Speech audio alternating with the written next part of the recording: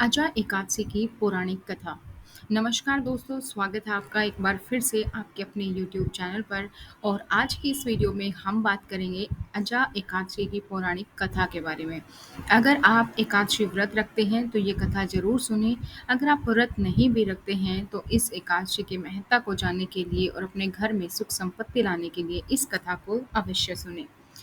दोस्तों, अगर आप इसी तरीके से हर व्रत, तीज, त्योहार, पर्व के बारे में, तिथि के बारे में, व्रतों के नियम के बारे में, पौराणिक कथा के बारे में, भारतीय संस्कृति के बारे में जानना चाहते हैं, तो हमारे इस चैनल को सब्सक्राइब करें, साथ ही बेल आइकन को प्रेस कर लीजिए ताकि जैसे वीडियो अपलोड की जाती है उसकी नोटिफिकेशन आप सभी लोगों को मिल सके। कथा शुरू करते हैं। अर्जुन ने कहा, हे पुंडरीकाक्ष, मैंने श्रावण शुक्ल एकादशी अर्थात पुत्रदा एकादशी का सविस्तार वर्णन सुना। अब आप कृपा करके मुझे भाद्रपद माह के कृष्ण पक्ष की एकादशी के विषय में भी बतलाइए। इस एकादशी का क्या नाम है तथा इसके व्रत का क्या विधान है? इसका व्रत करने से किस फल की प्राप्ति होती है? श्री कृष्ण ने कहा, हे कुंती पुत्र, भाद्रपद माह के कृष्ण पक्ष की एकादशी को अजा एकादशी कहते हैं। इसका व्रत करने से सभी पाप नष्ट हो जाते हैं।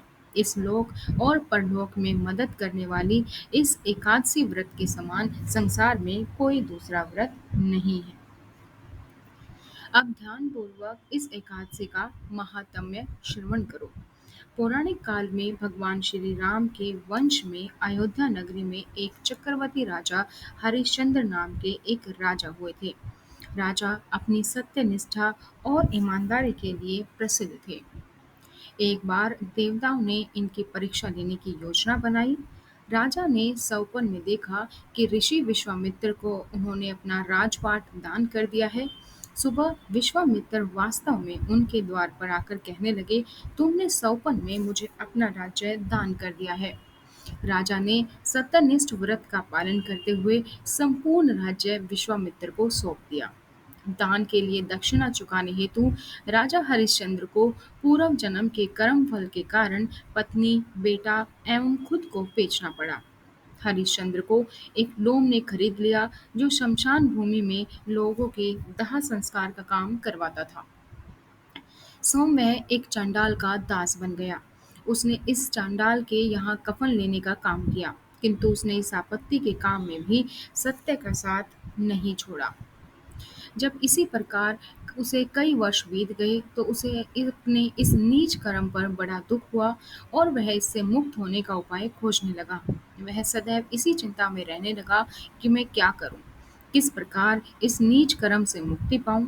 एक बार की बात है कि वह इसी चिंता में बैठा था कि गौतम ऋषि उसके पास पहुंचे और हरिश्चंद्र ने उन्हें प्रणाम किया और अपनी दुख भरी कथा कह सुनाई। राजा हरिश्चंद्र की दुखभरी कहानी सुनकर महर्षि गौतम भी अत्यंत दुखी हुए और उन्होंने राजा से कहा, हे राजन, भादो माह के कृष्ण पक्ष की एकादशी का नाम अजा है। तुम उस एकादशी का विधान पूर्वक व्रत करो और रात्रि को जागरण करो। इससे तुम्हारे सभी पाप नष्ट हो जाएंगे। महर्षि गौतम इतना कहकर आलोक हो गए। अजा नाम की एकादशी आने पर राजा हरिश्चंद्र ने महर्षि के कहे अनुसार विधान पूर्वक उपवास और रात्रि का जागरण किया। इस व्रत के प्रभाव से राजा के सभी पाप नष्ट हो गए। उस समय स्वर्ग में नगाड़े बजने लगे तथा पुष्पों की वर्षा होने लगी। उन्होंने अपने सामने ब्रह्मा, विष्णु, महेश तथा देवेंद्र आदि देवताओं को खड़ा पाया। उन्होंने अपने मृतक पुत्र को जीवित तथा अपनी पत्नी को राजसी वस्त्र तथा आभूषणों से परिपूर्ण पाया। व्रत के प्रभाव से राजा को पुनः अपने राज्य की प्राप्ति हुई। वास्तव में एक ऋषि ने राजा की परीक्षा लेने के लिए यह सब कौतुक किया था, परंतु अजय एकादशी के व्रत के प्रभाव से ऋषि द्वारा रची गई सारी माया ही समाप्त हो गई और अंत समय में हरिश्चंद्र अपने परिवार सहित स्वर्ग लोक को गया। हे राजन, यह सब अजय एकादशी के व्रत का प्रभाव था। जो मनुष्य इस उपवास को विधान पूर्वक करते हैं तथा रात्रि जागरण करते हैं, उनके सभी पाप नष्ट हो जाते हैं। अंत में वे स्वर्ग को प्राप्त करते हैं। इस एकादशी व्रत की कथा के सुनने मात्र से ही अश्वमेध यज्ञ के फल की प्राप्ति होती है। जय श्री हरि। ये थी दोस्तों आप सभी लोगों के लिए आषाढ़ एकादशी की कथा। इसी तरीके से और कथा के बारे में सुनने के लिए, इसी तरीके से और पौराणिक कथाओं के बारे में जानने के लिए, तीज त्योहार के बारे में जानने के लिए आप हमारे इस चैनल को सब्सक्राइब करें, साथ ही बेल आइकन को प्रेस कर लीजिए ताकि जैसे ही वीडियो अपलोड की जाती है, उसकी नोटिफ़िकेशन आप सभी लोगों को मिल सके। आज की इस वीडियो में इतना ही, फिर मिलेंगे नई जानकारियों के साथ, तब तक ओम नमो भगवते वासुदेवाय।